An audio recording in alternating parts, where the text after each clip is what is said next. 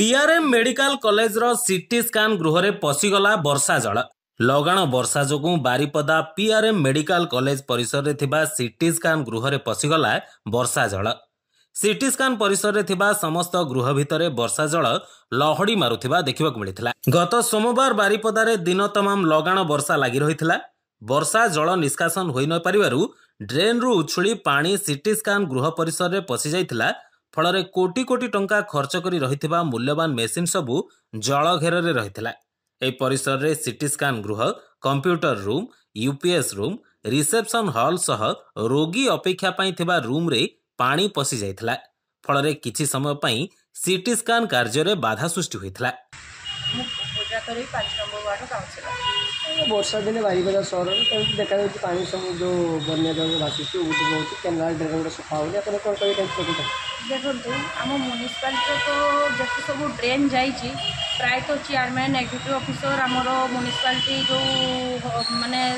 स्वास्थ्य जो स्टाफ मैंने अच्छा बेसी तो आप देखा पाते जो पीडब्ल्यू ड्रेन गुड़ाक राधामोहन मंदिर ठूँ नहीं कॉलेज पर्यंत आपण बोर्ड साइड जो ड्रेन है देखो से तार लेंथ रु ऊपर को से ड्रेन कर जहाँफल माने जोटा बड़ बजार पानी जमु नाला से बड़ बजार भी आंठुए लेखा पानी से दौड़ा विभिन्न देखो जितेबाला आम ड्रेनटा जो ड्रेन जो जाऊँगी लोक भी ये प्रति कन्सीयस नहंती किए होटेल वाला तार ड्रेन उपरे घर करुच्ची तो किए होटेल करुच्ची ड्रेन उपरे किए माने ड्रेन को भी जाम कर दौरान तो विभिन्न समस्या से देखा जाऊँ यार जदि माने प्रशासन सरकार जो ठीक उपाय रे माने म्यूनिसिपालिटी काउंसिलर को नहीं कि से माने ड्रेन रो व्यवस्था करेंगे मे भी हुए तो तांकर माने वर्षा पाई ए समस्या देखा न जाय पारे।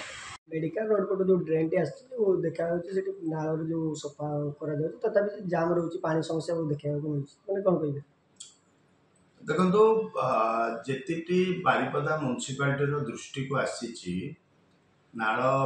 जो जाम हबार बारिपदा म्युनिसिपालिटी तरफ इमिडिएटली ता विरुद्ध एक्शन निया नाल को सफा करा किंतु किछि कांसरे आमे देखिचु किछि जगार जोटा आपण कहउचंदी हॉस्पिटल सामना कथा कहउचंदी सेठी किछि जगार लोक माने बेआईन भाबरे घर निर्माण करचंती सेठी नर्सिंग होम करचंती होटेल करचंती अन्यान्य व्यावसायिक प्रतिष्ठान करचंती प्रति कहारी अंकुश रहुनी। इटा केवल बारिपदा म्युनिसिपालिटी काम नुह बारिपदा म्युनिसिपालिटी सहित स्वास्थ्य विभाग, जिला प्रशासन, पुलिस प्रशासन ये समस्त मिलित दायित्व अच्छी। तेणु ये जो समस्या को जदि आम जदि प्रकृत पक्षे समाधान करने चाहूचे ताहले तापय गोटे टास्क फोर्स गठन करने हम एवं से टास्क फोर्स दायित्व रहिबो जे बारिपदा सहर रे समस्ते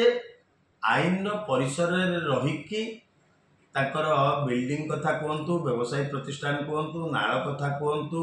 कि पार्किंग प्लेस को अवरोध करने कथा करतु जदि किए बेआईन करुच्ची ता विरुद्ध गोटे मिलित दृढ़ कार्यानुष्ठान आवश्यकता। मयूरभंज विभूति राउत रिपोर्ट लिवलाईपड़िया।